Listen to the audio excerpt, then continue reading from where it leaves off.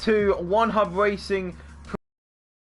Today we are going round the circuit in China. It is Shanghai, the Shanghai circuit, and today my name is Spag and I'm joined with Liam alongside me. How are you doing today, Liam? I'm doing good. I'm back once again. Well, Tom is still missing, sadly, but thank you, Spag, for joining me in the Cubs box this week. Welcome to the Precision Tier.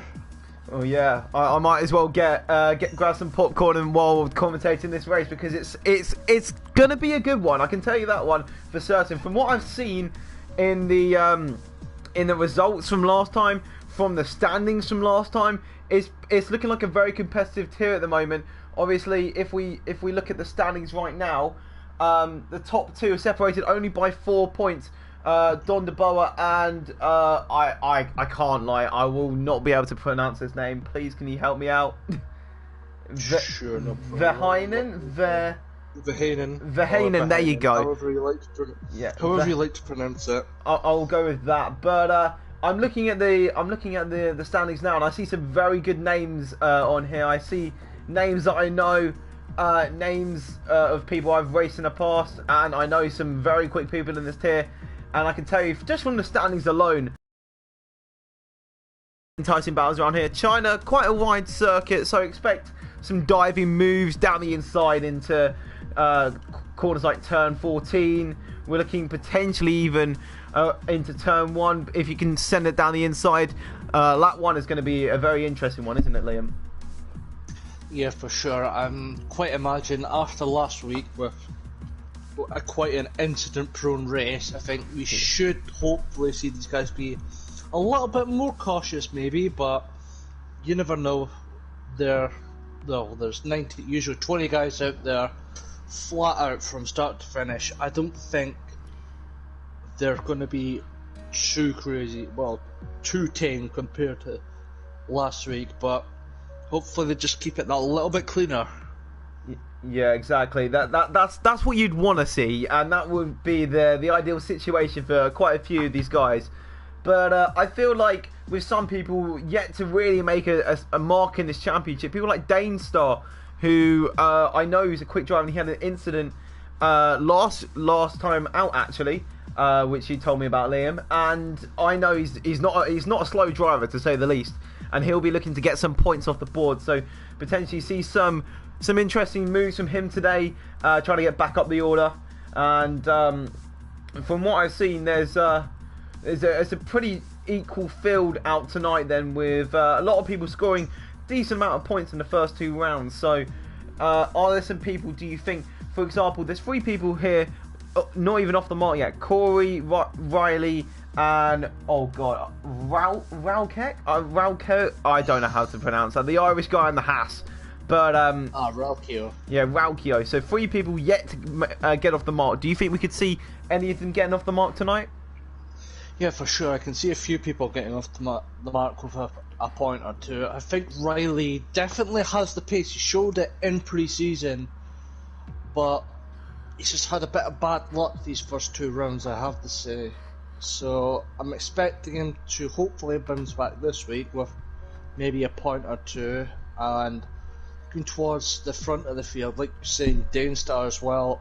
I'm expecting bigger things from him as well, considering he won the pre-season race from Martin, who's another one of the front runners in this tier in the Williams, who forgot the mandatory 2-stop rule in pre-season, but quickly quickly remembered during the actual season. So got off lucky, it was only in pre-season, I have to say. Well, yeah, that's one thing that I've never been able to commentate over. I've obviously raced in One Hub before, but I've never actually commentated in it, so I've never been able to really see the strategies of the 2-stop. Obviously, it's a mandatory, I believe, and it'll be obviously China, one of the tracks where you'd more likely see a 2-stop actually in a normal situation without this mandatory 2-stop. If people are, say, going for aggressive strategy on the softs, if you qualified inside the top 10, but also what it will promote, is people starting lower down, being very aggressive at the start, and that could. I think that's the real point of the two-stop strategies that we have to do, is that it will promote people to be aggressive at the start. No one will be waiting around because there won't be any real changes in strategy. Everyone will be on the same strategy, but just on different tires at different times.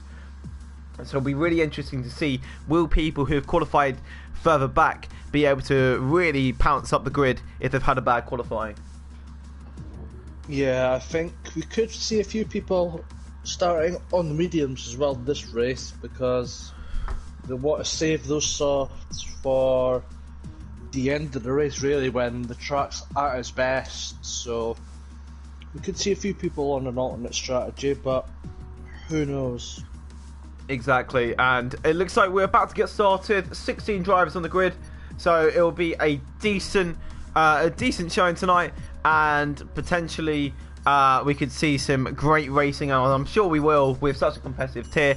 As we're now going to head into the lobby, obviously a 18-minute qualifying followed by a 50% race, as always. And China, a track that it wasn't even on the calendar in 2020, was it? Because of COVID.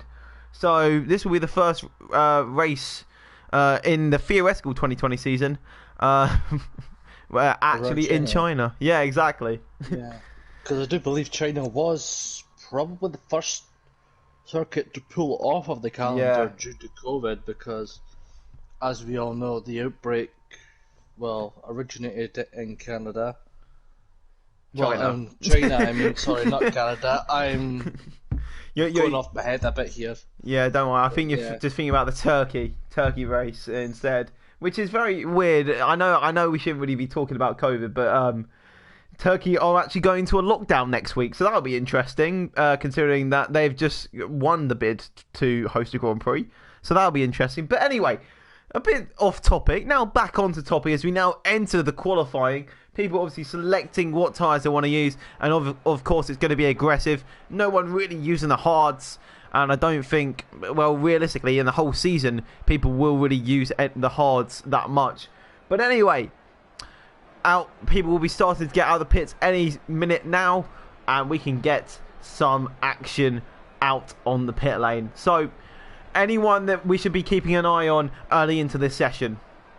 Looking back to the last few races, I think Vahanen certainly want to watch out for Dainstar as well, who is proven to be very quick at times, but has had a bit of bad luck as of recently. And Martin as well is another very quick driver, but I think it could really go any way. I think it's just down to luck, really, because China, being quite an open circuit, it is still pretty challenging.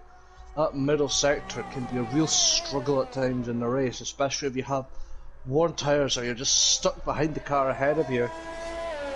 Yeah, exactly. And also, because just looking at that first sector into this middle sector as well, there is enough track. Unlike some of the new street circuits that are coming in, you can go side by side basically anywhere around this track. Of course, with the natures of the corner, you probably can't. For example, racing lines and all that kind of stuff.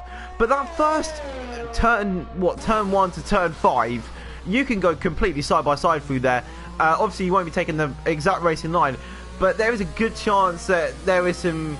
You'll be able to battle all the way through, which is good to see. Unlike these new tracks, which are very much one by one. But anyway, our first person is out of the pits of M. Pricey, and he's starting his first lap on the medium, so that'll be interesting to see as he now heads around turn 14. Yeah, I think he's just throwing out the medium just to get to grips with the circuit in the online lobby, because some of these guys may not have practiced in an online lobby and may have been doing offline practice. And as we all know, the cars handle very differently depending on what game mode you're in on this year's game. I think it's been the same in all games. Cars do handle very differently compared to, in GP mode compared to online. Well, yeah, exactly. Like, time trial could be 2.3 quicker in some places, 2.3 slower in others. But there you go. That's a benchmark lap first sector of a 23.9 that MPricey has set down. And obviously, he'll be the first person to set a lap time. So hence, it is purple as he now comes through the middle sector, which is quite hard to perfect the racing line of. And now down into the double left-hander, which follows the drivers. You can run out wide on here, but he's kept it very much within the track limits there, has MPricey, as he now braces the 100-meter board, goes down into gear 2, hits a curve on the inside, and hits that curve, rides over the curve on the inside there, into the long right hand. He's going to have to be careful on traction, but on the exit it's all good, as he now comes onto the back DRS straight. He negotiated that twisty section pretty well, as he now comes down into the final sector. Just having a quick mention about that back straight, I believe it is the second longest straight on the calendar, second or third longest, but I do believe it is one of the longest back straights on the calendar, so expect quite a few passes into the hairpin at the end of that straight and across the line for 30.9 for Pricey. Yeah, a decent lap time there, but it's just a representative lap time. Who else is on a lap? I believe that is a Renault coming to start a lap. And then there's a McLaren behind of Keys. I'm not sure how to pronounce that. And then a Williams of Martin, who are all starting the laps. So most people are starting their laps right now. Then I'm not sure who's the next person out. Starting coming across the line next, I believe, in the Ferrari. He's coming through from navigating the final corner now. What's it going to be? It's a 29.5. So yeah, that's 1.4 seconds quicker than MPricey. Those are the more retrospective lap times, and there you go, even quicker by the only Thomas, who's done a 29.4. The lap time's now going down towards the 128 mark, as now the racing point in P1. And next to cross the line, we see another Ferrari, and oh, that's someone around. That's Dane Starr around on the medium tyres. He's obviously lost it out of the double right-hander, potentially on the curb there, and he's just not got any grip in those tyres, and that is potentially slowing some drivers down then, as the next person to cross the line, I believe, I'm not sure who actually will be, as seems like a lot of people just circulating at the moment, and it seems like I'm not sure who it is. Is it Corey? I believe it is Corey next, and he's invalidated. That is great, but at the moment, only 3 lap time set. Is it quite easy to invalidate around here, do you think? I do think the double left-hander is quite easy to invalidate around, and that final corner as well, especially, is probably the worst spot on the track for invalidation. Yeah, you've got you've got the whole lap all hooked up, and then that final corner, if you just hit it too hard and on the outside there, you could mess up your whole lap. Then as Martin goes into P3, then only a 10th behind Scorpion Hunt and a 2/10 off the lead. Verheinen goes just behind Martin on a 29.6. The grid around about this mid-29 range at the moment then, as we see 2 Mercs coming down towards the end of their laps. It seems like almost Dane has given Nick a little bit of a little bit of a slipstream down into the final into the final sector line. I can't even speak. Sector last corner, but there you go. Nick sets a 29.7. Very nice lap times here. It's pretty nice for the viewers to see. There it goes 4, 5, 6, 6, 7. It's just quite nice at the moment. There's Vitinho coming around, and I believe someone else is on line. There you go. There's Chris in P1 with a 29.4 as well. Lap times now going down as there's more grip in the track. Yep. Still got about 12 minutes to go here, so certainly not brutal. Next person across the line will be Don DeBoer, I think, in the Red Bull, so yeah, let's have a look at that then. As he now comes round. Oh, he's lost it a little bit there on exit. He's ridden the curb there, but it's a 30.4. Not too good from Don there, who was very high in the standings from last time out then. So obviously something's gone wrong with that lap then from the Red Bull. Yeah, I think he might just be on a bit heavy fuel. So we'll have to wait and see how things pan out towards the end of qualifying. I believe we have a couple of people out on a lap at the moment. Yeah, it seems like Vitinho is the next person who will be finishing a lap then in the Alpha Tauri. Getting into 8th gear now. DRS active for the Honda Power car as we now still going down this long straight. There's going to be some great overtakes down into this hairpin, then lots of lunges that we should be seeing as now he gets the car straightened up and into the final corner. Then is he going to make it valid? He's kept it within the track limits, running out of EOS there. It's going to be a 30.9. Not a great lap time there for Vitinho. And it's P8 for the Red Bulls, so the Red Bulls blocking out that 4th row of the grid at the moment. Yeah, it's seeming like at the moment the Red Bulls not with too strong lap times. Obviously the mid-30s, whereas the other drivers are in the mid-29s. They've obviously got something left in the tank, hopefully, for us to witness. As seems like people are just saving their tyres at the moment before they go out once again. 9 minutes left in the session, and I believe everyone is either on out laps or in the pits at the moment, or on in laps. There is no one on a flyer at the moment then. But from these first lap times, I think Chris is obviously the benchmark in the Ferrari. Then the Ferraris are looking strong around here. Certainly Ferrari looking mighty fast around China, so bounce back result after a few rotten performances. Well, a rotten performance for Chris last week as he was caught up in quite a few incidents with the stewards.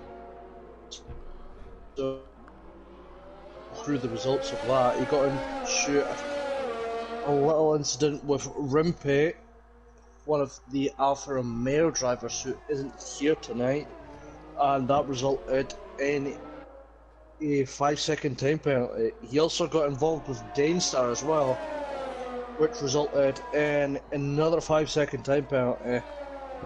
Who is this about? I didn't hear.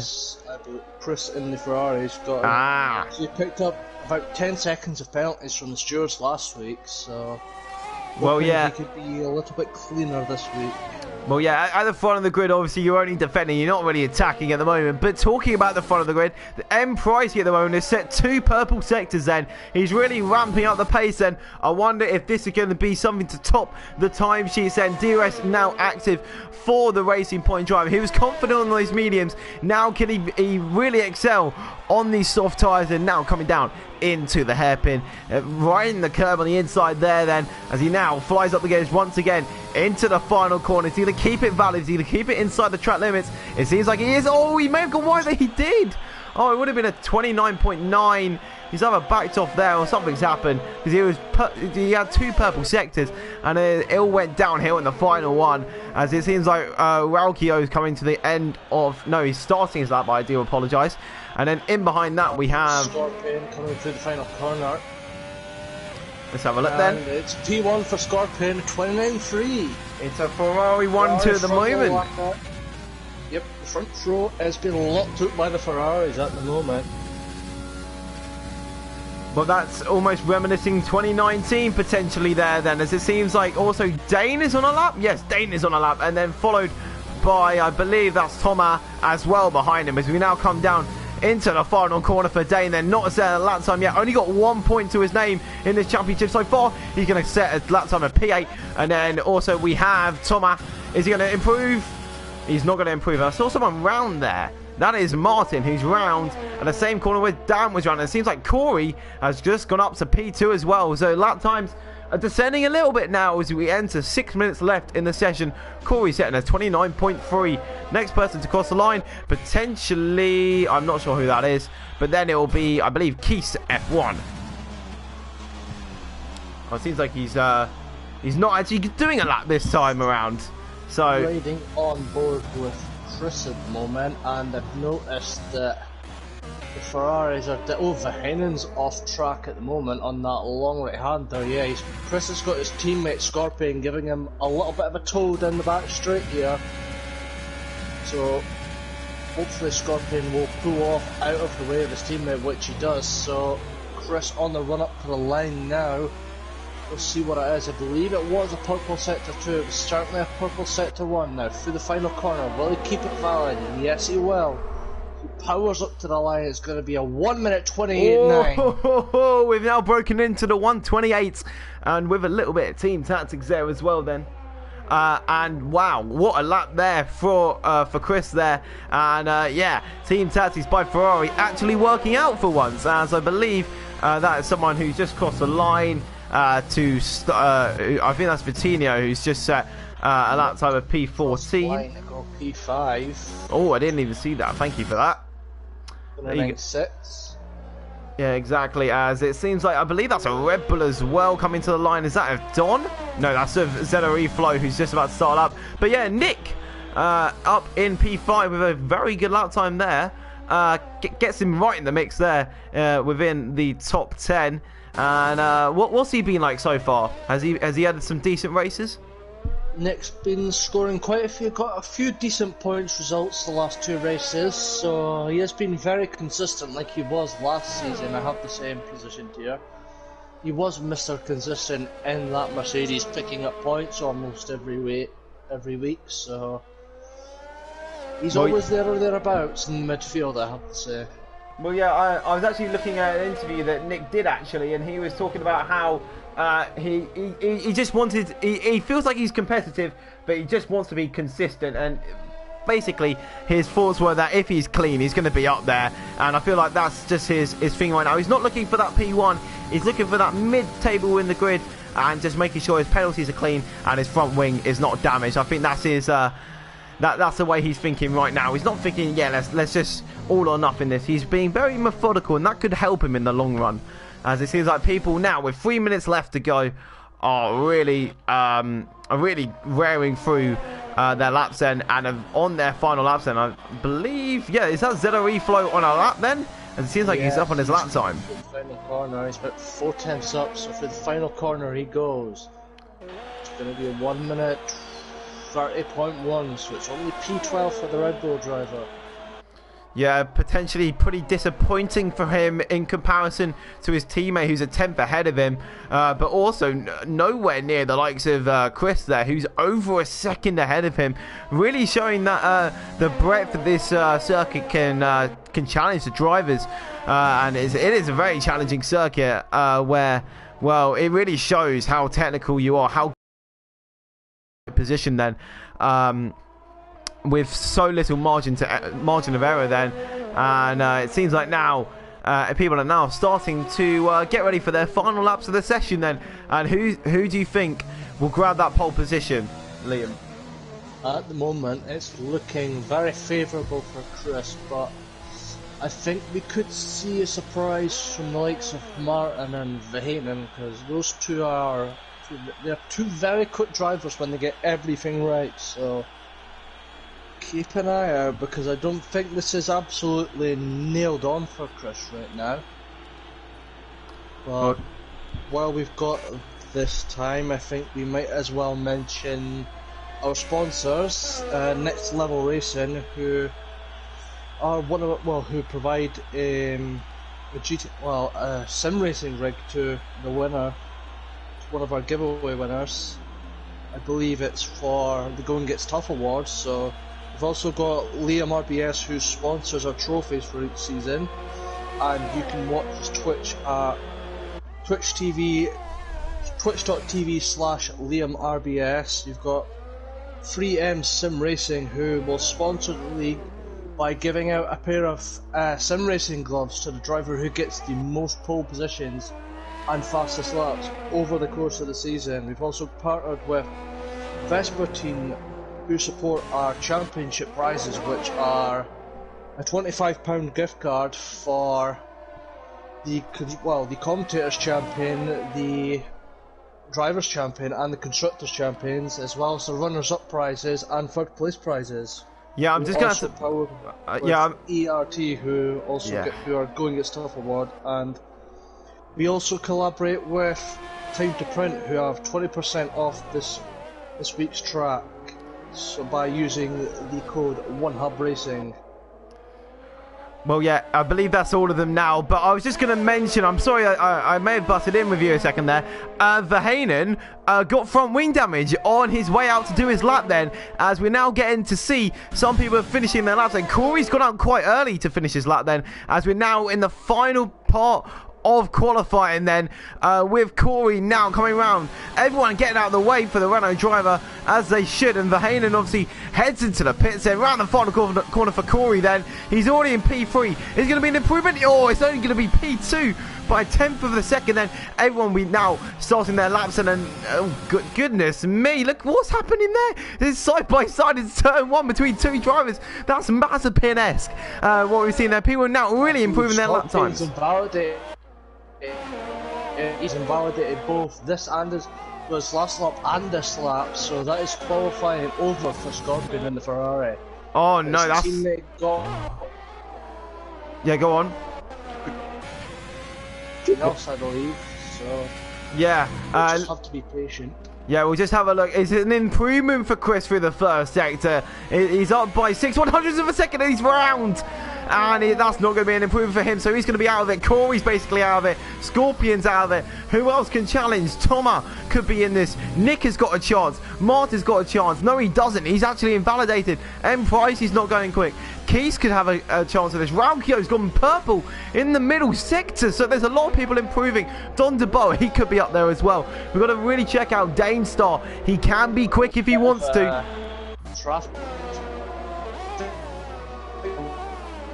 Sorry, Matt, I can't hear you at the moment. I'm not sure what's happening. A bit of Wi-Fi potentially there. But it seems like not a lot of people have perfected their final laps then. As Martin comes up to the line, it's an invalid lap. It would have gone to 29.4. Would have been an improvement by a few tenths of a second there. Raukio up to the line. Oh, Raukio spun it. He's gone too hard into the corner, and he's off into the gravel then. And round the final corner as well. That is a Alpha Tauri, who I don't believe has improved then. Up to the line, we have the two Williams drivers. Nick up to the line, he will not improve his position. Danestar up to P8 then, and McLaren up to the line. Is that Riley up to the line? Riley doesn't get a lap in, while Keys finishes P9 then. Then it's the two Ferraris who are not going to finish their lap time, and that is the end of quali. Liam, sorry to cut you off, but I could not hear you. You went all robot for me there, but I believe, if I'm not mistaken, that is everyone finished their lap times, and Chris, with that little incident, has been let off. Yeah, apologies for that, but yeah, Chris got off very, very lucky there. I think that's caused a bit of a pile up in the middle sector there. That spin, as well as a few other people having minor issues, has caused a bit of a traffic jam with the likes of Nick and Dane. Got involved in a little traffic jam, and I believe Toma was stuck behind Raukio as well at the end of the middle sector, so again, everybody have been caught up with somebody, really. One person I'm really interested about is, you said that Riley could have some pace on him. He didn't even set a lap time out in this session, which is really interesting to see how he's going to have to do a lot of question mark kind of challenge there. But yeah, I feel like potentially a few reports could be coming in due to holding up then in the middle sectors. It seemed very... Oh, look at that. That was a AI crash that we didn't want to see. But yeah, so Chris takes the pole then, and Corey will be gunning him up in second then, as we now head into the standing screens. And anyone surprise you out there today? I have to say I'm pleasantly surprised with both Ferrari drivers. Chris has shown that he has got the pace to fight at the front when he gets everything right, and Scorpion has, over the last few seasons, been a consistent driver in the mid points and a threat towards the podium at times. But yeah, I think both of them, if they get the chance, they can definitely take it. So pleasantly surprised with them. I'm with Corey and the Renault as well.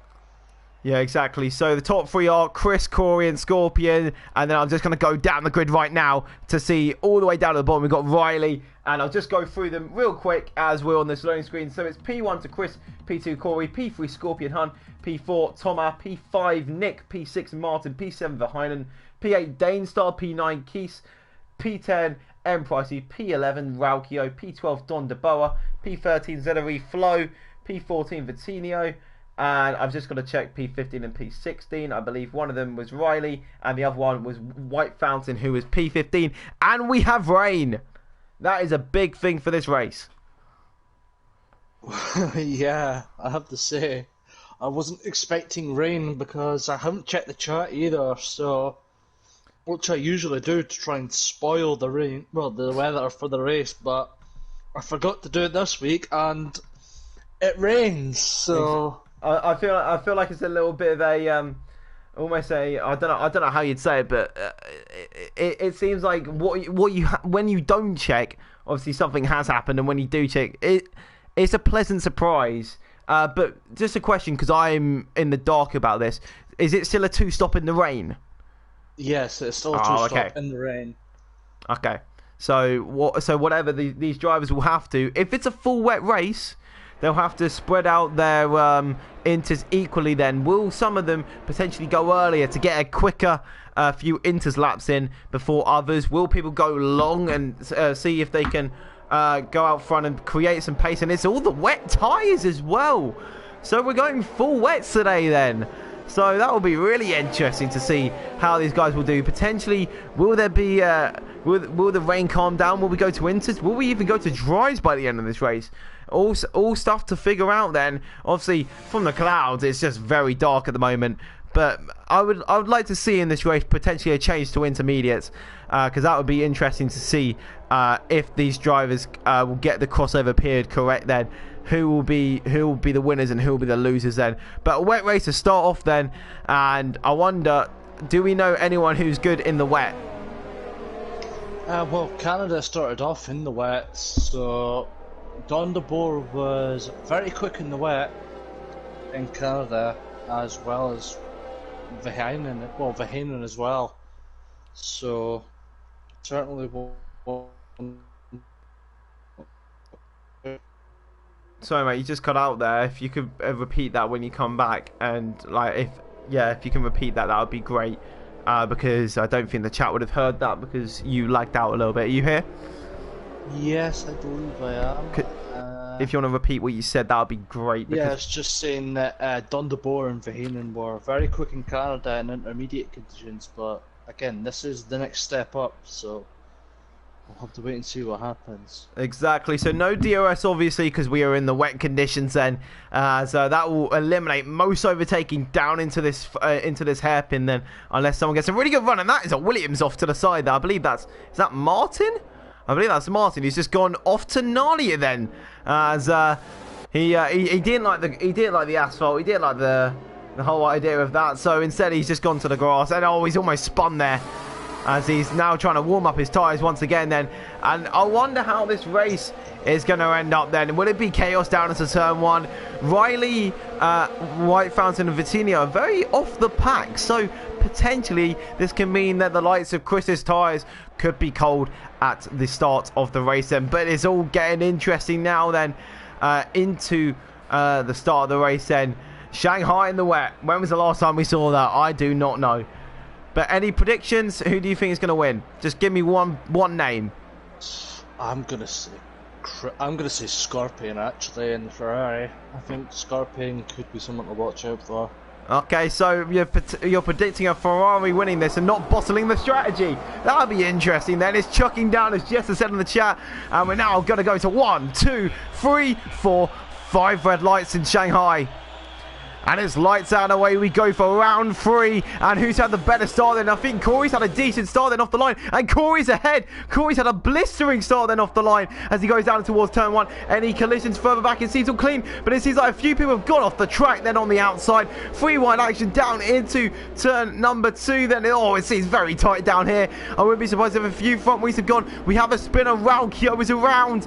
And it seems like at the moment everyone's trying to keep it clean. But people are still going side by side and behind. There's a lot of movement then. M Price is going down a few positions then after he's made up quite a few then. Raukio being the big loser then. Down the inside goes Don de Boer. He's had a very good start then, trying to go round the outside of down the inside of Danestar, which will lead to going round the outside then, side by side between the two drivers, and maybe round the outside. Is he going to do this now? Red Bull versus Mercedes is Keys gets past the reflow as well. Then down the inside into the right hand, and then the double left coming up next. Who's going to be able to hold it out round the outside? It seems like Don DeBoa. What a move there round the outside. Great racing between the two there, and there's side by side and behind between Verheyen and Nick, and Nick's not had a good start at all then, as we now head down, and Nick doesn't have damage, it doesn't seem like, but a lot of movement so far, Liam, and it's still going side by side with M Pricey and Danestar. Now Danestar not having a good start at all. Liam? Martin shot up the field, I have to say. I didn't hear much of that, but yeah, Martin has shot up the field then. I think he may have roboted and lagged out for a second there, but yeah, look at this. Martin having a great start then, is now side by side between the two drivers of Pricey and Danestar still then. Oh, look at running on board with Vitinho. They're still side by side, and Danestar's finally had to hold on, but look how much it is raining right now on board with Vitinho. It is, oh my Jesus Christ, it is absolutely chucking it down here today then. The spray going everywhere, and then Pricey now finally losing a position then, as Martin and Thomas are side by side. So much position changing, more than I would have expected on lap 2 then, as now they're still going side by side between Martin and Thomas. Who's going to be more brave down into the hairpin then, and it seems like them two are still side by side. Thomas up the inside of Martin. Will he be able to make the move, stick it still side by side, Liam? This is great racing that we're able to watch. Yep, Martin having to back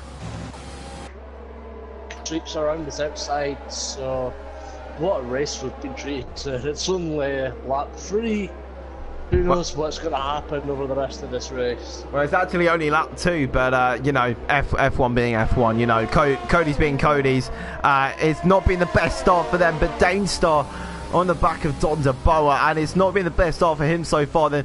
But it seems like Thomas holding up a little bit of train now. The Ferraris and Corey have seriously got away. Corey's had the start of a lifetime up in there in P1, 1.5 seconds ahead of anyone else. And Rauco really lost out there at the start, but it seems like at the moment it's all in the mix at the moment. No one has got front wing damage, I suspect, at the moment. Riley's had a good start though, up into P11 already then, as Pricey and Vitinho side by side into the hairpin. Don DeBoa's up the inside of Martin into the hairpins, and that's been pushed wide now. And wow, into the clutches of Danestar now. Yeah, Danestar's actually got past. Sort of Verheyen has got past Pricey, it looks like, at some point. Yeah, look at that. Another move. Riley up into P10 now. Not a good start from M Pricey at all then, as Riley now is really making the most of other people's mistakes then. I wonder how much EOS he's using, as we now need to pull up the telemetry. And still side by side between the two of them. And M Pricey now has to back out of that one. Not too happy with that, as now he's using the overtake through the corner then. He's surely not going to get good traction out of the exit. And oh, look at that, he's really trying to push that car to the limit then, as we're now on lap 3, and everything's getting a little bit more tense now, as the rain is really coming down on these drivers then. And let's have a look. Who's had the best start then? Who's had the most position changes? Up 7, Don DeBoa. What a start from the Red Bull driver. Yeah, he's absolutely flying at the moment. Like I was saying before, he seems to come alive in these wet conditions. So someone puts a lot of practice in maybe, but as for the weather, just looks like your average Sunday afternoon weather that you get here in the UK. Exactly, as the UK driver should be very used to this one then, as now Keith looks up the inside of Nick. Nick has had a very poor start so far. Down 7 positions. He cannot cope in these wet conditions at all then. That Merc is really not coping with these wet conditions. Potentially put on a dry setup to really benefit him in quali, but it's not helped him in the race. But it looks like at the moment that quali setup is really helping him past Pricey then. Yeah, I was about to say he's flown past Pricey there. So Pricey's actually run out of EOS there. He's left the session as well. Oh no, hopefully he can get back in ASAP, but that is not good for the Racing Point driver at all then, as he'll be flying down the grid now then, as that is a pit stop for Riley. Is that a front wing change? I hope not so early on in this race. It can't be into, surely. Have a look for you. You can keep an eye out on the action on track. I will have a quick look at Riley.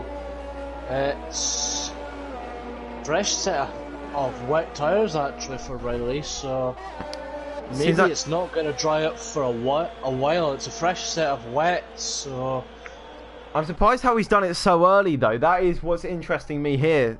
I don't know what's going to happen here, to be fair, but potentially. I don't think the wear on the wet tyres is that bad, so and he's still got to stop again as well. So he's just getting that first stop out of the way early.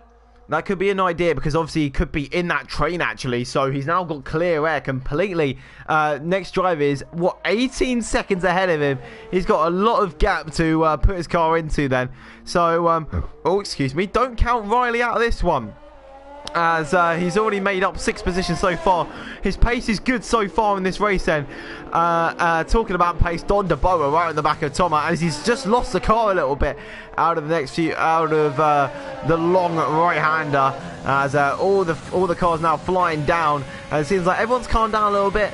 People now sorting into their positions then, and now pushing up to their next competitors on track. Then Dane right on the back of Don DeBoer. Dane getting back in his groove, then he now gets very close to the back of the Red Bull. Merc versus Red Bull, what we're seeing in real life happening now in the game. And Martin as well, probably the Williams, not really fighting with the Red Bull and the Mercedes and in real life, but in the game Martin's making a good deal of this after his unfortunate events in lap 1. And a ZRE flow, Keith has lost it in the pit lane. Oh my. Surely he's got some kind of front wing damage there. But it seems like at the moment, everything is pretty chill as Verheyen is now starting to get a little bit closer to Vitinho. Yeah, having a quick look at Keith in the pits for another set of, for a new set of wet tyres. So copying, looks like he's following his teammates' example here and getting that stop out of the way early. So Verheyen, probably one of the closest drivers on track to the car ahead, just having a little squirm with the back end under getting the power down, so not quite getting the run on Vitinho ahead of him. Well, yeah, at the moment it's just very much deadlock until the conditions really change. Basically, the drivers now are just forcing each other into mistakes. That is the only way you're really going to get past, because everything's almost equalised. All the top speed, you won't get to your top speed realistically. So basically all the engines are neutralised. This is all down to your aero, all down to your wings, how high your wings are through this middle sector. Always look at that. Verheyen losing it. Oh, he's really lost it there. On exit there, he's almost lost the car completely, but good car control there helps the Haas maintain that P9, but he's now he's just around a second away from the next car then. But Danestar and Don DeBoer seem to be the two main protagonists in this race so far, if it comes down to battles out on track. Meanwhile, Corey flying out front, 2.6 seconds, almost already a penalties distance away. Yeah, Corey seems to be very quick here in the wet conditions, so quite surprised that the Ferraris have actually let him go so far ahead, so not sure what's going on with these Ferrari boys, if they're struggling or not. Corey just seems too much for them. I think potentially Corey's gone for a little bit more of a wet setup there, knowing that it was going to be a wet race out here today. Chris was so quick, potentially that could have been a reason why he was really flying out. He may have gone for a completely dry setup, and potentially Scorpion has gone the same then, and just hope that this rain will stop ASAP to get him back in the race. But that will be a good idea if this does turn more dry and potentially we put on the slicks near the end of the race. Will there be a change in pace? Will Scorpion and Chris close back up? It seems like ZRE Flow and White Mountain are in a little bit of a battle here, and it seems like potentially the Red Bull potentially may have lost his car, and White Fountain made the best of that one and has got past as well then up into P11. But at the moment, everyone pretty much just in trains at the moment, as they're just counting the laps going past and making sure they don't make any mistakes. You had a race here earlier. How was that? Were you making any mistakes? Were people around you making any mistakes? I think a few people were making some small mistakes here and there, but like a few people running wide here and there, but other than that, not really too many major mistakes, as I had a quick update on the weather forecast for the remainder of the race, and we're going to be full wets the whole race, apparently. Oh, that does not make it easier for the drivers then, as Verheyen loses it. So there's not going to be much strategy change. On the board is coming into the pits now. Okay, so with that strategy idea, I feel like this will really put into the... oh, someone's picked up a 3-second time penalty. I believe that is... oh, God, I'm terrible with names, but it's the Racing Point driver there of Pricey, yeah. As I think now people are getting the idea of, yeah, let's put it into clear air then and get some good lap times in. And look how close Riley is to Don de Boer now. Riley was at the back of the... He was down in P10. He's only 1.9 seconds off someone who's in P5, P4 territory. So Riley has really made good use of his wet tyres then.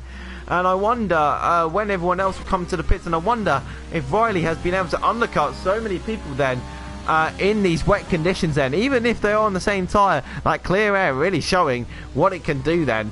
As now Corey over that 3-second margin ahead of the two Ferraris who we can see in our picture now then.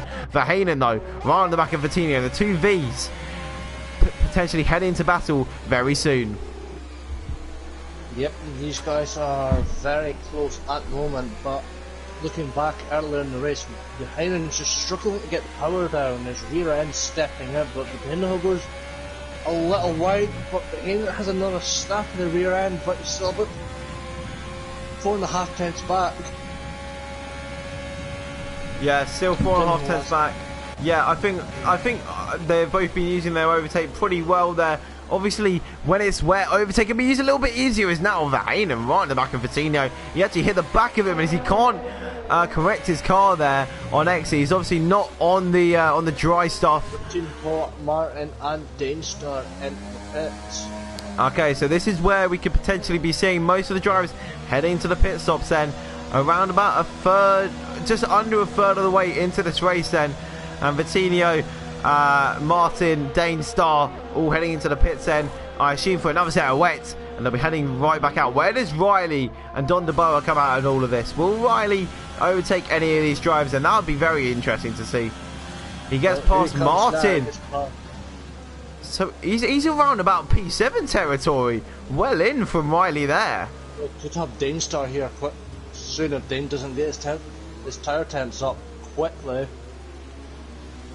Well, yeah. So watch out for Riley. Exactly, because obviously it takes about a lap and maybe a lap to get those tyres back up to temperature. But I feel like Dane has got enough EOS in his energy stores to compete. Unlike Riley's 30%, he's obviously used that to attack against the times rather than the cars ahead of him. As obviously he's been on his own for quite a few laps then. But he's got himself in good contention for some good points. So fair play to Riley. And I wonder if we'll see the top three heading into the pits quite soon then. On this very wet day in Shanghai. The umbrellas are all out then. As we're on lap 8 now. And let's have a look. Will Corey be heading into the pits at the end of this lap? He will be. He'll be diving straight in then. Which of the Ferraris will follow on and which one will stay out? Chris comes in, Scorpion stays out. So Scorpion going for the overcut then. Chris on the exact same strategy as Corey then. He'll be following what they do then. And now the the Renault into the pit. The Ferrari into the pit. And now obviously onto another set of wets, and they're out once again. And this will be interesting to see where they all file out then. Where's Nick? Nick heads into the pits. Don de Boer, the first person to... Well, the next person on track to pick. Corey is so far ahead of Don de Boer. It's actually unreal. Look at that then. Is he going to get past potentially this Racing Point of Thomas? Don de Boer stays where he was really. Just behind Thomas then. So Thomas having good pace on his tyres. Maintains his position with Don de Boer then. And this is getting really interesting now. Verheyen obviously staying out. Scorpion Hun staying out then. So I wonder if Scorpion, with the clear air, will be able to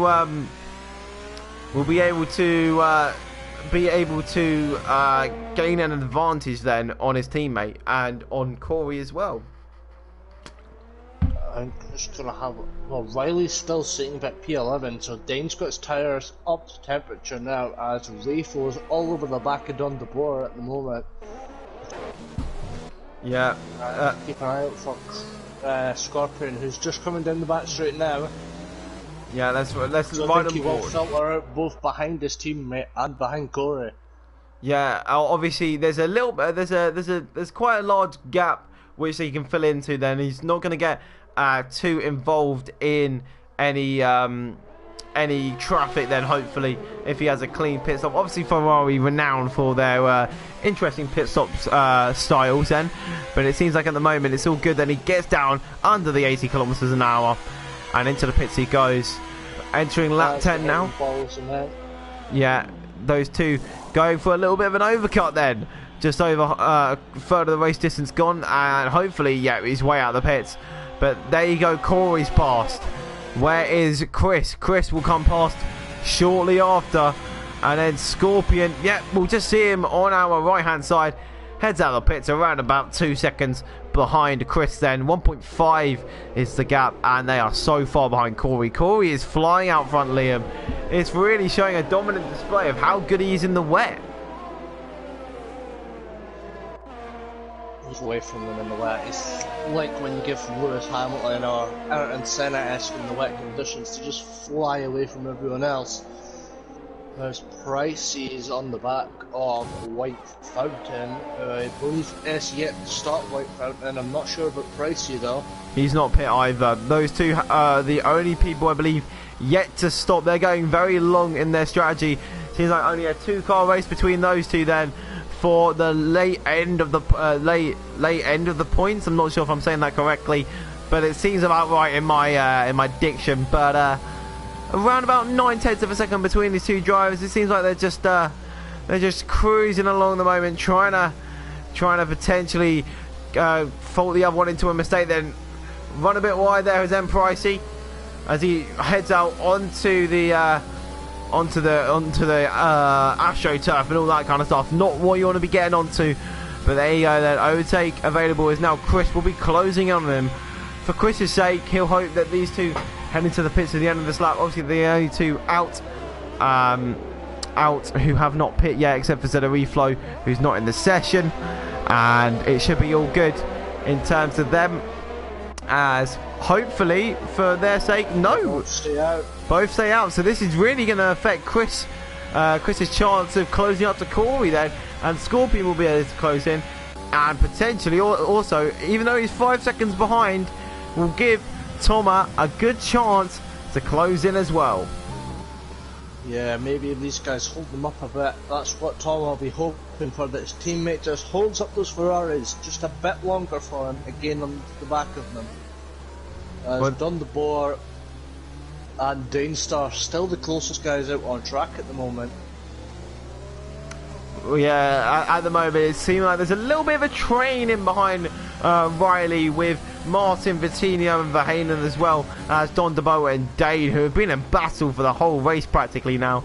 And I feel like one is just waiting for the other to make a little bit of a mistake then. Obviously 11 laps into this race now. We're getting to the mid part of this race. Chris is lining up Pricey at the moment. But going back to Danestar and Don DeBoer, it's been a bit of a will-they-won't-they situation on if one of them's going to go for the move. As Pricey makes a mistake into the crucial left-hander, but that's sweeping right onto the back straight, so that's going to leave him into the clutches of Chris in that Ferrari. Here we go now. As Chris pulls alongside, overtake mode engaged. There's straight up drag race down that to the hairpin. Pricey looks to be a little bit quicker in the straight line than that Ferrari, but Chris has the inside line, but thinks better of it as Pricey goes deep. Still close out on track there between these two then, but it seems like Chris is being reserved. You know he's got that P2, and there you go then. He needs better to make that overtake and lose more time then. He's lost a lot of time though. It's around about 7 seconds now, the gap between Corey and Chris then. Corey is having a great display then of his pace then, as Scorpion Hun in behind as well, being able to take advantage of that time where Chris was battling with M. Pricey then. But at the moment, it's all seeming pretty. Oh, there you go. I say that, and now Verheyen and Vitinho having a little bit of a battle there. Vitinho up the inside of Verheyen, them going side by side. And it seems like Vitinho has made a good one of that. Verheyen, who is at the moment, I believe, very high up in the standings. He actually won last time out then, and he's P2 in the standings. Not having a great race. Don de Boa well ahead of him. And Corey, he's yet to get off the mark up in P1. He'll be making a good stance on his championship contentions then, and he'll be hoping that he'll be able to put, he'll be closer to the front of the grid and potentially put his title challenge on the table then, with such a commanding lead. And Vitinho then and Verheyen, the closest gap. The two Vs have been battling all race then. The thing is, around here, if you're stuck behind one car, you're not getting past it. So the likes of Verheyen, he could be very quick, but he just can't really show that pace in behind the likes of Vitinho.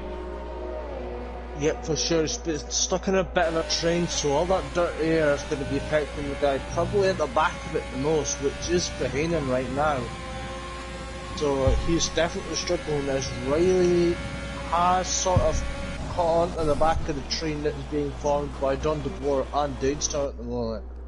Yeah, exactly. Riley's got some really great pace out here at the moment. Provisionally P7 when White Fountain does eventually come into the pits, then, which shows that he would have gone up 9 positions. Obviously, we take out White Fountain as he has not pit yet. He's going very late into this race. Hopefully he remembers that it is a 2-stop strategy, not a 1. Otherwise, he's going to be in a little bit of bother near the end of the race then, when someone brings him on the phone and is like, mate, you haven't done a stop and you're going to be disqualified.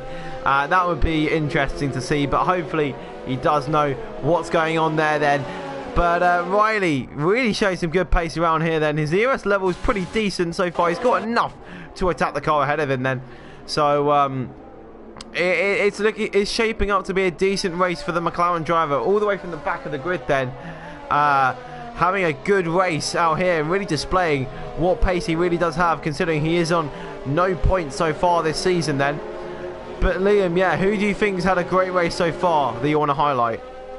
Well, apart from Riley and Corey, I'd say probably Don de Boer. He's got quite a few places from where he started. 6 places from just outside the points to, well, just outside the top 10 to P6 at the moment, so he slipped a bit under the radar so far, but a good performance from him.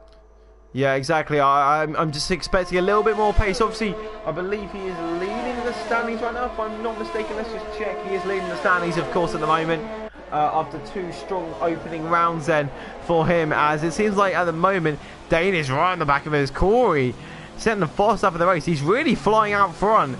And White Fountain picks up a penalties. He's still going around and circulating. This is just not helping Chris at all. What Chris needs right now is a safety car. What White Fountain needs right now is a safety car. But all these drivers, very clean. We've not actually lost someone so far, which is very interesting to see. Then as now Dane still on the back of Don de Boer. These two going nail and tuck then, as I believe M. Price has just set the fast up of the race. Does this potentially show that the rain is calming down a little bit? Well, it said we were in for a full wet race from start to finish, so maybe it's letting off a little bit as Ralkio was out of... Oh no, I didn't see that. It's in the pits though, so it's okay. There you go, he's left the session. After that lap 1 turn 1 spin, it's not been the greatest race for him. I didn't even see that. Thank you for pointing that out. I think you almost went a robot there for a second, as we didn't see you. As yeah, now that yellow flag from Ralkio, obviously DNFing is shown, and there you go. As I was just talking about, no DNFs. Our first DNF comes into play as Ralkio gives up on the race for him. Then obviously potentially could have been some points on the board with a safety car, a late safety car, potentially some different conditions near the end of the race then. But what we need to keep a lookout on is if Dainstar and Don de Boer are going to be in some kind of little battle. And it seems like he's pushing. He's using so much ERS. He's only 3 tenths behind. Don de Boer also using that overtake as well then. as they now head down into the hairpin. Daly's looking for the move. He's forced on to the inside. He's going to go wide. He's going to keep the corner pretty well then. Potentially a switchback move. And no, he's just going to stay in behind at the moment. Yep, Chris still being held up by Whitefoot, and who's now backing him into his teammate Scorpion. So there's 8 tenths between the two Ferraris and about 6 tenths between Chris and Whitefoot. So White Fountain is going very deep into this race, I have to say. So yeah, I'm very confused on why he's gotten so late into this race. I feel like he potentially maybe waiting for a change in weather, but I think we can see from my screen, from the onboard of the Ferrari of Chris, that I feel like the conditions are going to be pretty much the same during this race then, as the rain is still... Oh, I didn't even see that down the inside. Let's have a look at this then. Still side by side. Please continue. As it's still side by side. Liam, what have you seen? I've seen Dane get an excellent run through turns 1, 2, and he sat in behind him on the run up to turn 5 using that ERA. Thunderbolt parks it in the middle of the circuit, and Dane slides up the inside, but is not able to get a good enough run out in the corner to pull alongside and get it done. Yeah, the outside line is a pretty decent one for that corner, so he's been able to get the traction that he needs. But I think Chris and White Fountain now. There you go, it's all livening up again. And that should be a pretty easy move. It's now past that AlphaTauri, who pulls to the inside. I think both Ferraris through now. I don't know why he's gone to the bother of holding up Chris for so long. It's 10 seconds now the gap, and he's just going to let the Scorpion round just like easy as that. So now he heads into the pits at lap 16. It's so late to head for a pit stop. Other people will be coming in for their second stop pretty soon. I assume Riley will be coming in soon for his second, as people are only coming in for their first. Speaking of Riley coming in for his second pit stop, there you go. It's like I followed him by the Heyman. You are psychic. I am psychic, and yeah, call me for your services, as I feel like you're gonna need them at some point to guess you're gonna win this race then. But my guess, I don't know why, but I'm feeling Corey has a good chance on this one. I don't know why. It's almost like he's 11 seconds ahead. But yeah, Riley coming into the pits for the second time now, and obviously he's got that undercut once again then. 12 laps to go. He's made his 2 stops. It's a push to the end now for him, a push to the end now for Verheyen. And they'll be looking for now the pace to increase as they want to get further up the field. And as Corey set a purple lap time then through the middle sector, he's still pushing that car to the absolute limit, and that's what we want to be seeing, even if he is so far ahead. Yep, for sure. He's definitely... But Chris has been backed into his teammate Scorpion, who hasn't took advantage of it really, and just stayed around that second behind him. So he's certainly not taking advantage of it, as on the board and Dane are back to that will they won't they situation with the battle at the moment. It's just not close enough for anything, for any sparks to fly. Although I say that, here comes Dane down the back straight. It's the closest they've been actually, as he now Dane tries to go to the inside. They've had contact, and it seems like at the moment they have. Oh, look at that, this is a switchback move. They've had contact, which is forced on a little bit out wide then. Dane trying to go around the outside. This is going to be crucial as he heads into the pits. Oh, there you go then. So Dane's, he's gone wide out into the pit lane then. But that was a push that he potentially didn't even need then, as he now heads into the pits. And Dane's going for the undercut then on Don. This will be interesting then.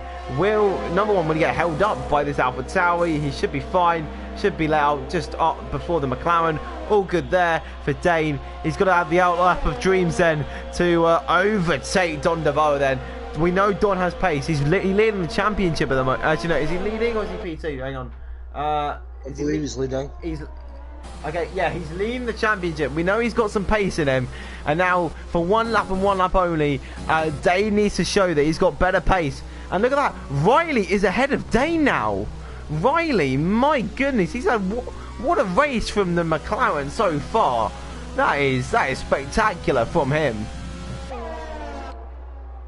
Absolutely. The early stops for Riley are just working absolute wonders, really. It's getting him so much track position on track. out here, so it's looking a bit further up the road. We're not having many battles. Well, yeah, I feel like what Riley's taking advantage of is the fact that the tyres do not go off easily around this track. Obviously, he's only doing around about 12 laps on this compound, so at the end of this set of tyres, they may be at the end of their life, but they should hold on, as Corey now showing that he's got life still in the tyres then. 147.5 then, he is flying then. Pushing this car to the absolute limit then, as that is Chris into the pits then, triggering the early stop then for that P2, P3 battle then. Between the two Ferraris, and as now Thomas heads past and Don DeBoer heads into the pits obviously to cover the undercut then, as now we need to run aboard Dane and Riley then. Only 5 tenths per hit between them. We're really seeing Dane's pace right now. Will Riley get ahead of Don DeBoer as well? That would be amazing for the McLaren driver then. Been released from his pit box. Here we go so he's then. on his way down the pit lane, and Riley is through the final corner, so yes, he will just about get him here. So Riley is now up to P7. Look how much Don DeBoer was 7 tenths ahead, and now he's 1.3 behind, and potentially Verheijen's going to have a chance of getting him. He's really lost out there. What a strategy call there from Dane to go for the undercut there to get past Don DeBoer, and that walking, talking barrier in his way to get up a position is now gone, and now he's got a walking, talking McLaren ahead of him. Oh, here comes Verheyen on the inside of Don DeBoer. Yep, side by side between the two of them, and yep, Verheyen tried out the inside, but as we've seen notoriously through today then, this outside line is becoming one of which drivers do like to defend. Obviously you have the inside for the next corner, and somehow you're getting quite a lot of grip out there, potentially through the marbles and everything like that. Don DeBoer has a bad exit, but Verheyen has a worse one, yeah. Verheyen, watching that on board, Verheyen's had a very poor exit there, and potentially this could give fight for Vitinho in behind. He could be able to benefit on the fact that Verheyen could have to reset himself and make sure. There he is, he's lost it again. Verheyen's lost it once again. He's not liking these tyres at all then, and look at that gap decrease to Scorpion Hunt and Thomas. Scorpion Hunt into the pits there, excuse me, but let's have a look. That Vitinho gap isn't closing, as it seems like he backed out of that one then, and he's actually low on fuel, is the Alpha Tauri driver then. But at the moment, it's seeming all good. Somehow Verheyen, after having 2 moments, is still in that notorious P10 position then, as Chris is ahead of Scorpion Hunt still, but Scorpion Hunt has really closed in, only 6 tenths of a second in between, now rising up to 8 tenths. Yep, Dane now has the papaya orange McLaren to stare at instead of the Red Bull now, so a little change of scenery, but I doubt he won't be too pleased by it. Yeah, exactly. So he's stopped behind another barrier in his way to the next position then. But you know, we have to get past these barriers, and the one to head to that 7th position is quite hard. But obviously we got White Fountain yet to pit for his 2nd time then. I think he's just hoping for a safety car. I think that's his strategy here today then. Pit late and hope that a safety car will save him then, because he's got no hope in this race otherwise then, as he's locked up into the next corner then. But it seems like now Corey heads into the pits. There you go. Corey obviously will be way ahead of everyone else. I assume Thomas will respond as well and go on the same lap, and these will be the last stops for these drivers today then. Lap 20, as Thomas goes on for another lap then, and he will retain. He'll actually get the lead for about probably 3/4 of a no, he'll get the lead for about well, yeah, a lap basically before he heads into the pits again. I was trying to do some kind of fraction, but it wasn't going to work there today then. But it seems like now Verheyen is getting very close to the back of Don DeBoer, and he's got some good fastest lap. Yeah, exactly. Lap times are increasing as now fuel load is decreasing, as now the battle between P1 and P2 in the championship, P9 and P10 on track, is getting a little bit feisty now between Verheyen and Don DeBoer. Yeah, at the moment, Verheyen just looking for a way past, so maybe he can line it up out of this corner. Right. We'll have a look here as out of the corner they go. Dondeboer gets a good exit, so does Verheyen though.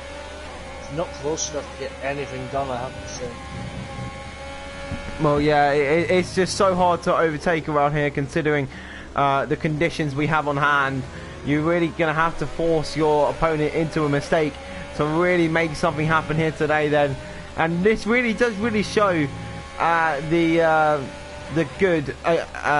good from the amazing drivers in this tier then, as we've seen that Corey is far apart from everyone else in terms of his pace on this track in the wet tires, on the wet tires, potentially due to more practice.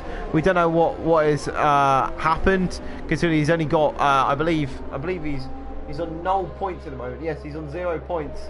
So a good 20 points to his name, I believe. Yeah, a good 20 points to his name will close him within touching distance of what, let's say P4, P5 in the championship then, as Verheyen closing up to Dondeboer. Then these two still going nip and tuck then, as they now head down into the hairpin. And it seems like at the moment they're just going to stay one behind the other then.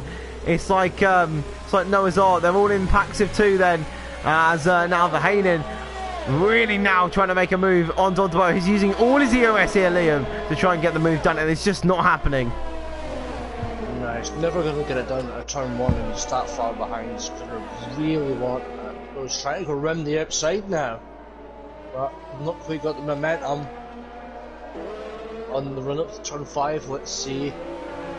No, it doesn't get the exit either, so he's still stuck behind him. Riley and Dainstar have caught up to the back of Thomas in 6th position here. Sorry, I just saw Verheyen go very deep into the hairpin there. Excuse me on that one, as it seems like Chris is now on the back of M. Pricey as well then. Well, we've seen that before, haven't we? So, but I think the main battle we need to look out for is between the two championship rivals at the moment, between Dondeboer and Verheyen then. Very close out on track, very close in the standings. And this could be a race very important at the end of the championship then. Whoever finishes high here could... Oh, look at that. Bettinio has gone very late and deep into the corner then.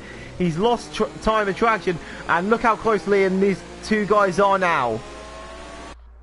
There's going to be a move made into the hairpin now.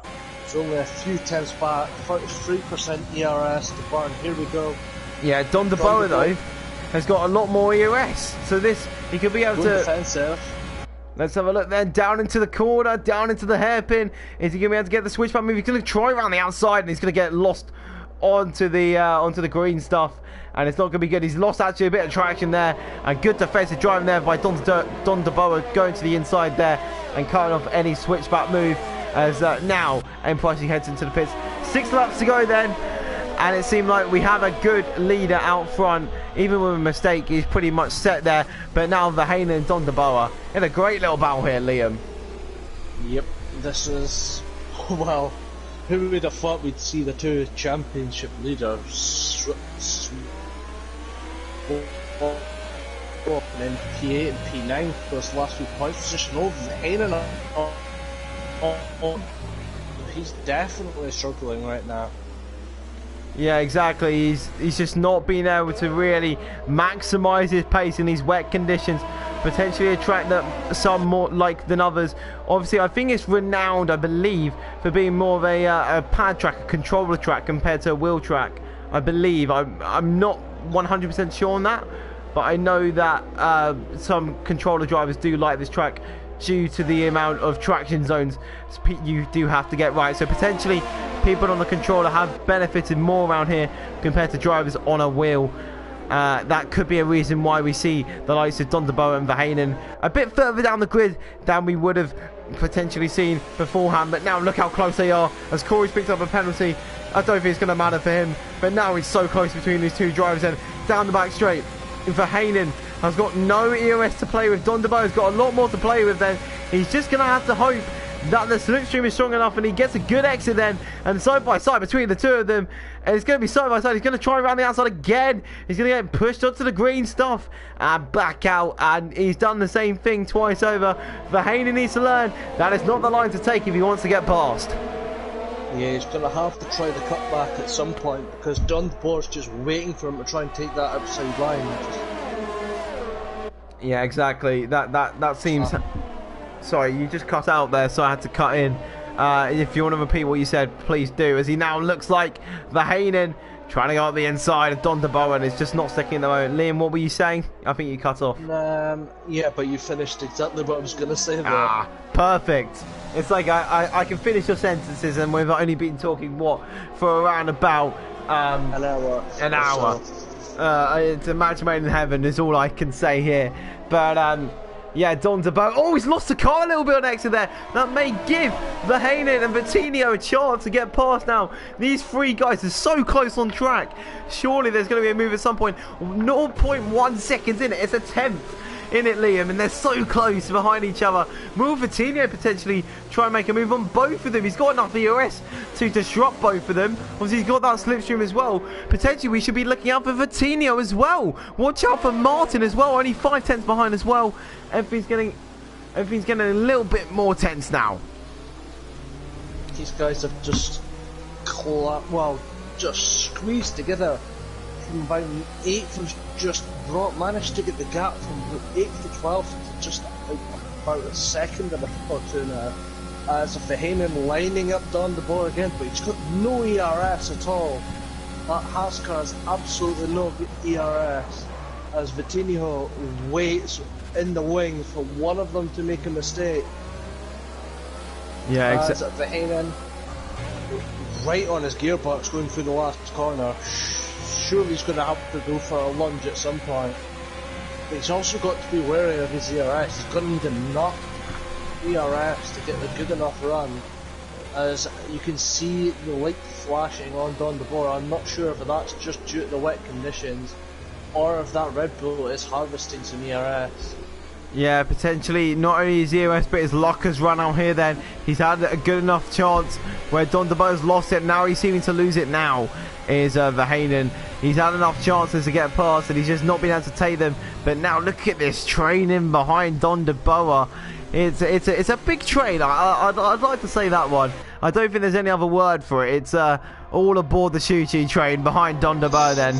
As everyone is within a second of each other in this little train, all the way down towards M. Pricey and P13, who's only 1.6 seconds off it, so he'll be able to join as well to this train. Not sure what's happened to Nick this race. He's been underneath the radar, all the way down in P14. Something's obviously happened to him, but hopefully he'll be able to close up to this train as well and get involved. Only 4 laps to go then, and I wonder if anything big will happen then. It seems like out front it's almost confirmed who's going to win this one, but the midfield pack is looking very spicy. It seems like now Tomat is getting past and potentially Dane is now getting past Riley. No, both of them with very little EOS then, but down the inside. Oh, look at that. He's just had to slow down a little bit too much then. He went for the move, but it didn't really happen, did it, Liam? Nope, as Verheyen has got a little bit more ERS on him now. So he has enough ERS now if he wants to make the move on Don de Boer in the next lap. He certainly can, but he's really struggling with that massive amount of spray from the Red Bull. Just gets so close going into turn 1, and then you can't do anything for the rest of the lap until the next straight, which plays directly into Don de Boer's hands here. So it's all down to whether Don de Boer cracks under the pressure or not, really. Yeah, exactly. If he can keep his nerve, he's got a good chance of, well, obviously finishing 7th with White Fountain obviously having to pit still, otherwise he will be disqualified from this race. But yeah, at the moment Don de Boer holding on pretty well then, as it seems like now, yeah, this training behind him is getting really intense now. They all want to get a move done, and I feel like if they're going to get a move done, obviously everyone in this train is going to get points at the moment. And Verheyen, with this penalty, is going to drop potentially out of the points, which could be really interesting. Obviously, the championship leader losing a lot of points early on in the season. Yep, here we go on to the usual spot for the overtakes.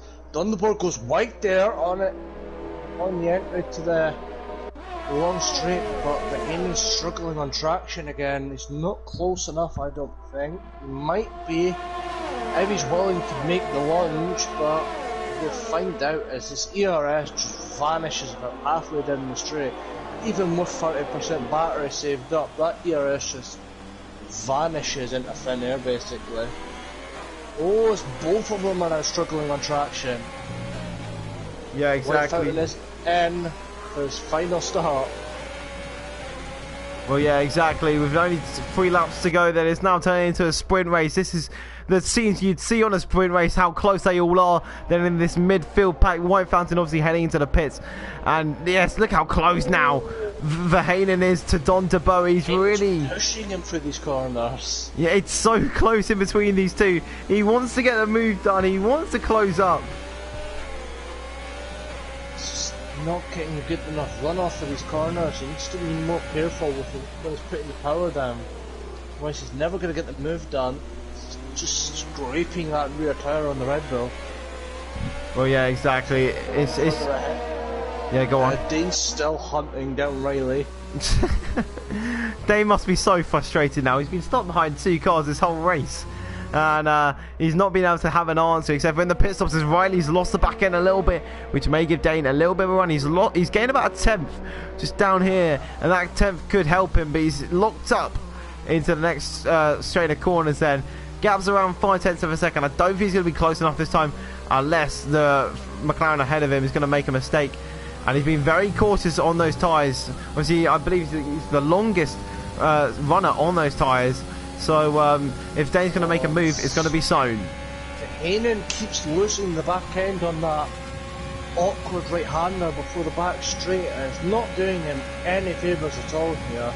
So he's forced on the board onto the defensive now. Surely he's got to go for the cutback now. No, he's just trying to hang it around the outside and it's not working. Yeah, surely going to be picking up warnings for these tracks extending. Yeah, I imagine he will get it removed from the stewards because Don is forcing him off. He's close enough to have a go at turn 1 possibly, but no, he's run out of ERS. What I would do right now is I'd save all my ERS. Don't even go for the move down into the hairpin. Potentially on the final lap of the race, save up enough ERS and make an unexpected move, potentially into this corner, into the next hairpin, excuse me, or potentially into turn 1. Just do something unexpected because all the moves today have been a very expected moves. Nothing has been too out of the ordinary in terms of position. And there you go. That's what we need. Around the outside, potentially. This is what we were talking about, and this is what we need. He's touching wheels, and now side by side. Is this going to be a move? He's done it. Finally, on lap 27, he's done it. Side by side, and somehow around the outside, he's done it. We've been saying all race, the outside liner on there has got more grip, and someone's finally listened to us. Verheyen, the championship leader, getting past his competitor of Don DeBoer then. Only P7 though, but Verheyen needs to get past, otherwise he needs to get ahead, and he needs to fly in this final lap if he's going to get any points this race due to the penalty. But a good move there, wasn't it, Liam? Yeah, it was about time as well. He's just took your advice there and gone for it round the outside. Don DeBoer gave up that outside, the better line as well through the corners, so not sure why that outside has been so much grippier as Chris sets another fastest lap in the Ferrari. Yeah, but that, going back to that outside line being just so quick and just so much better through that hairpin, and Dunderpost just gave it up. Yeah. As Key is past Martin now. Okay, yeah, that's a big one. Martin losing time, and there you go as well. Martin's really lost touch as now. That is the racing point. I forgot what his name is. It's blanked out on my screen. Pricey has now got passed into P11 then. Oh, look at that. On the inside he now goes. Is Martin. He's really... Oh, my goodness, mate. What is happening here? He surely needed to back out that one. And he just didn't. But, yeah, Martin trying to head out the inside. And that just did not work, did it? Pricey has front wing damage. Oh, he does on the right front. That could be going to the stewards, and that could be more penalty points for Martin, who's already very well on his way to being disqualified from the entire season. Oh wow. We should not.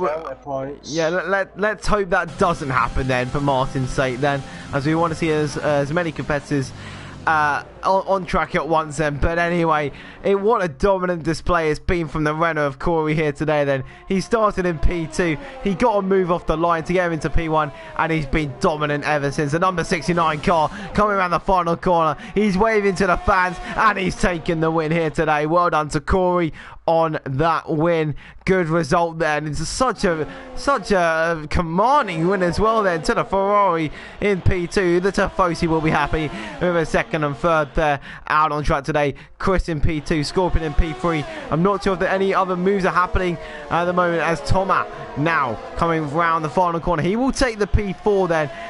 It seems like at the moment this train, there's going to be no bounce in the train. Riley, what a race there from Riley to get himself up into P5. 11 positions gained then. Dane P6. Verhaenen gets another 3-second time penalty, so he's going to go right down then and probably potentially past Martin. He's gonna end up in P11, as I believe. Yeah, a few other people got penalties, but that is basically our grid now. And Corey has taken the win, Liam. Well, I don't think it was there was any doubt after the first stint, to be honest. He just took off into the distance and was just gone, honestly. He was far too quick for everybody today. So fair play to him. The Renault man having a little dance on the podium there, as I believe that may be his first ever race win here at One Hub. Well, that would be great if it is, but I'm seeing in the chat as well, Riley is very happy with his last of fifth then. But yeah, what a race there from Corey. Dominant display, and if you don't count him for one of the Driver of the Day votes, then you must be insane, because that was a dominant display. I'm just going to go through the standings real quick. So Corey in P1, Chris in P2, P3 goes to Scorpion Hun, P4 is Thomas, P5 goes to Riley, P6 is Danestar, P7 Don DeBoa, P8 Vitinho, P9 Keese, who, yeah, it was pretty much under, no one really saw him during the race, but he had a good display in the end. Martin P10, Verhaenen P11, hopefully he can get a penalty removed there. Nick P12 picking up a point in the end of that. P13 went to Pricey. P14 White Fountain, who tried a different kind of strategy, hoping for a safety car. Zeta Flow disconnected from the session, and Ralkio retired. A good race there. A lot of technical battles, not many on-track overtakes, but I'd say an enjoyable race to commentate over. Yeah, for sure. I've loved that one. It wasn't quite as chaotic as the past two races, but fair play to them. They've kept it clean this race. They've kept the stewards happy for once this season, these guys. So I think there'll be a big sigh of relief in the stewards' office for precision tier. Yeah, exactly. Everyone's been pretty safe out on track. Potentially a few lap 1 collisions that could be sent into the stewards, but nothing too drastic. Question: I believe you're the owner of the party. Are we doing some interviews? No, we have to pick your driver of the day and ask them a question. Okay. Ask them a question in terms of, are we putting them into the party, or I'm not? No, they will be asked a question in the driver of the day interviews. Okay, on the One Hub website. So who would you go for driver of the day? Well, since you are my guest this week, I will let you pick first. Thank you very much. I'm gonna go. Obviously, you got Corey out front, but I think considering that everyone was it was so hard to overtake everyone around here, I'd have to say Riley with the driver of the day from last to fifth. A very good display from him, considering no one else really made any worthwhile overtakes. Him with the strategy made it all count. A very early stop, meaning he could push. I think that was a great drive from him.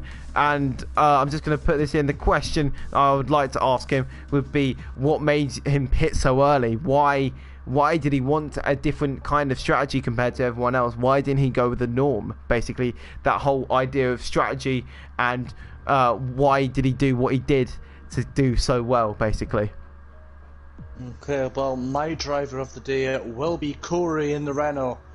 And my question to the Renault man today will be, did you really expect to be that far up the grid in qualifying? And has your if you practiced in the wet, has your practice has certainly paid off? So how does it feel to be on the top step of the podium for probably the first time?